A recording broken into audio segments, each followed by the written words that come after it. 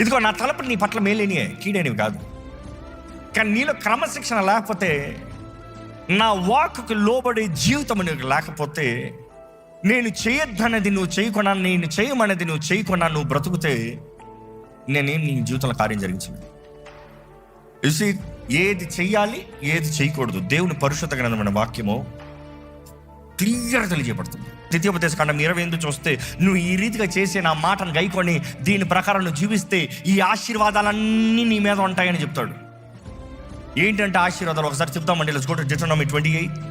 నీవు నీ దేవుడైన యెహోవా మాట శ్రద్ధగా విని, నీవు నీ దేవుడైన యెహోవా మాట శ్రద్ధగా విని, నేను నీకు ఆజ్ఞాపించుచున్న ఆయన ఆజ్ఞలన్నిటిని అనుసరించి నడుచుకుని ఎడలా, నీ దేవుడైన యెహోవా, నీ దేవుడైన యెహోవా భూమి మీద ఉన్న సమస్త జనముల కంటే నిన్ను హెచ్చించును. ఏంటంటే భూమి మీద ఉన్న సమస్త జనం కంటే నీకు హెచ్చిస్తాడంట. ఎట్లా హెచ్చిస్తాడు? మనకు ఆ 2వ వచనం బాగా ఇష్టం. అందరికన్నా దేవుడు నన్ను హెచ్చిస్తాడంట. వెయిట్ అక్కడ ఉంది.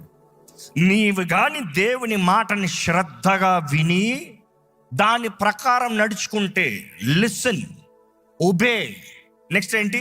Observe carefully. 3 బ్రేక్ డౌన్స్ చూస్తాం. If you diligently listen, obey and observe carefully, నువ్వు జరిగిస్తే ఏమంటాడు దేవుడు? అందరికన్నా నేను హెచ్చిస్తాను.